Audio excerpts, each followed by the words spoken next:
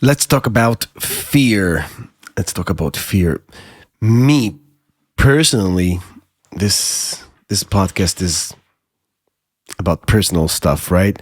A personal angle about the mindset side or the spiritual side or the emotional side of being a musician, a bass player. And fear for me was something that used to lead the way until I figured out how to hack my brain. So I grew up in a pretty I don't know if scary is the word, but in a very intense environment. I grew up in Israel, lived there most of my life, and I was exposed to a lot of living in Israel is very intense in general. Sometimes you don't even realize it. But fear was a huge part of my life. I guess I'm also maybe more, I don't know what's the word. Not coward, but yeah, I take things really like deep and hard and I get scared really easy. But yeah, fear was a big part of my life. All kinds of fears. You guys know the history, right?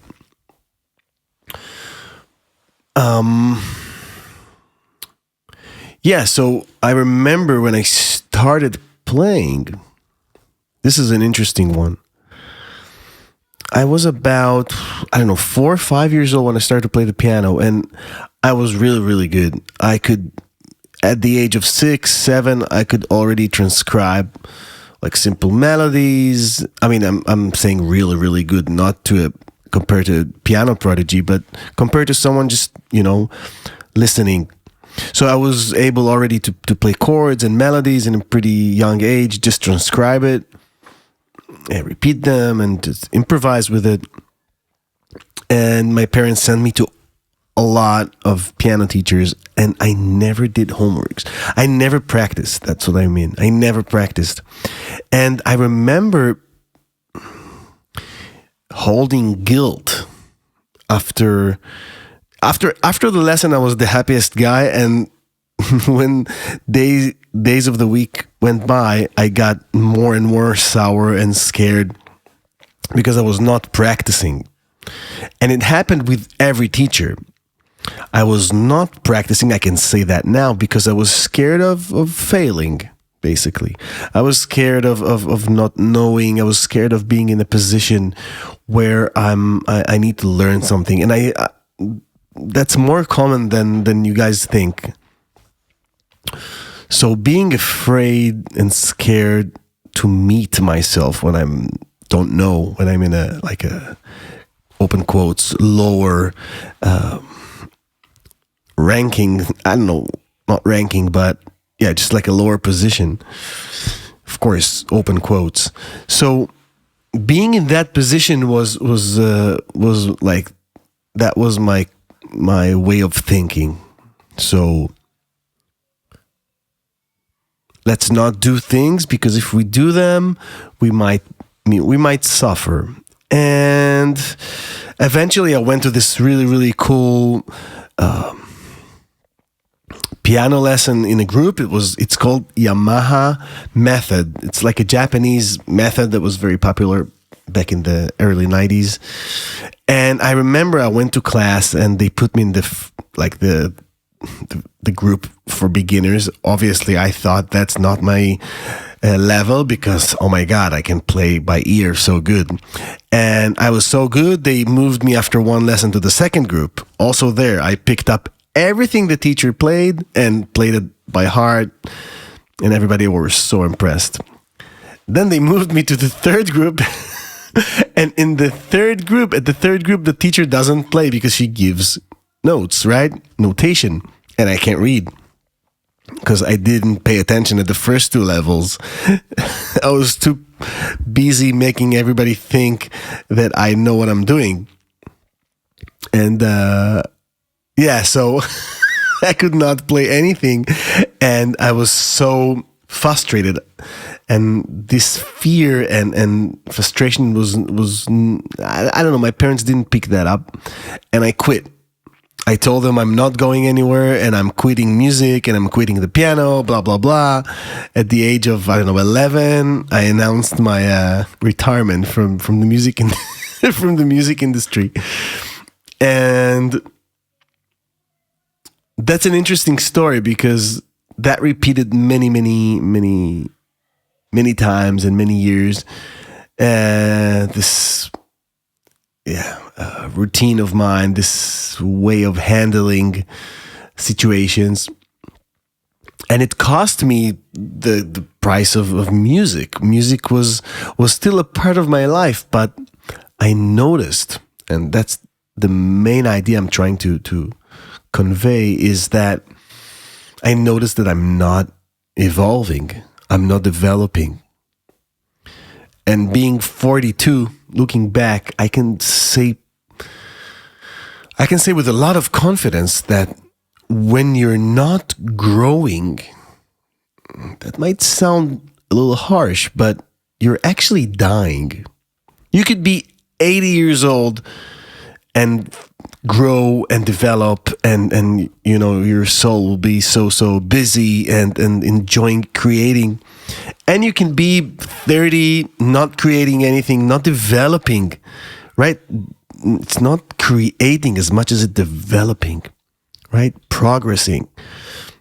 Doesn't matter what you do. It's really, really hard to expand. It's really, really hard. It's not hard, it's important, sorry. It's really, really important to expand, to develop. And so I quit the bass, quit the keyboard, and then at the age of 13, 14, I don't remember, discovered the bass and fell completely in love. I already told this story many times, but I was really, really enchanted and obsessed with bass and thought it's the most beautiful, and I still do, instrument in the world. And again, I was scared. I was scared of going to the teacher with my homework. I was scared of practicing. Because again, even between me and myself, I was scared to show myself that I don't know, that I can't read, that I don't know all the chords, all the scales. I was not even all of them, just even the beginning. I was so scared. And I went to the best teacher that was available. And yeah, so that was my thing. Kept doing everything by ear, didn't really go any deeper most of the time. And also when I went to music school, same thing.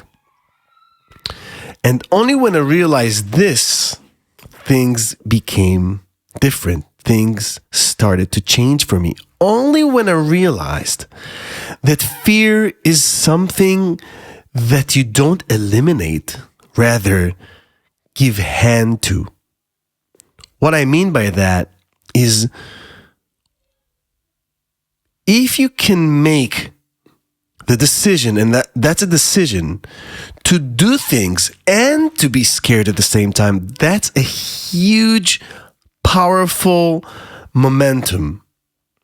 If you can say, yes, I'm scared, okay, I'm identifying fear, but I'm still doing it, then you are a freaking winner.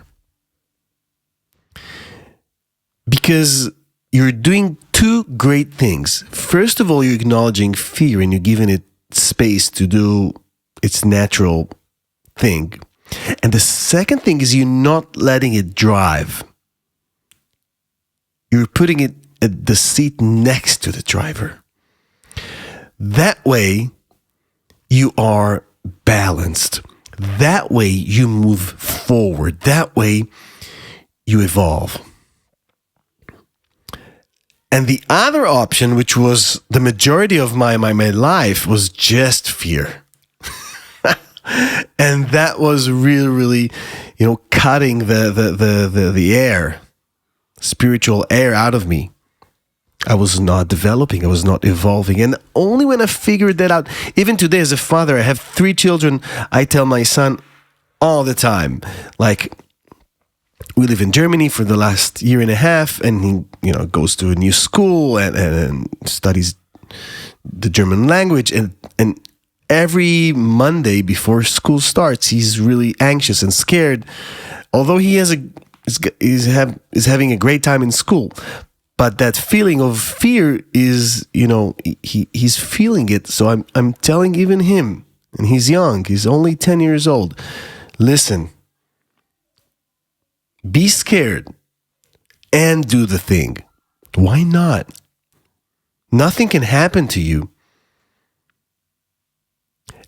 But if you stay with fear, not acknowledging it, not treating it, then it moves your life. It runs your schedule. And that's really, really important to understand.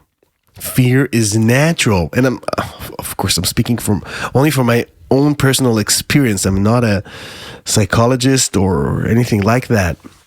But from my personal experience, and I'm researching it for years, acknowledging fear and doing it no matter how big or strong he seems. Being able to do both things together is life changing, and it doesn't matter what's the subject, right? If it's musical, if it's personal, even it's I guess it's close to I have nothing to lose, but have nothing to lose is like, I feel like there is no lesson there, right? It's just being like a suicide, I'm going, whatever will be. No, we want to grow always. We always want to have a lesson, always, all the time. So this is a really, really important thing that I wanted to share with you all. And I would love to hear in the comments what you guys think, hear your stories, hear your own experiences. Yeah, let me know. I know these episodes are short. They'll get longer and longer as more I feel comfortable and smooth with my talking and my thoughts. For now, that's it. Have a great weekend. Have a great day. Thank you for all the support on the videos. And I can't believe so many people listened to the last episode, the first episode. That's huge numbers to me. Over 230 people. That's a lot to me. So thank you from the bottom of my heart. Bye-bye.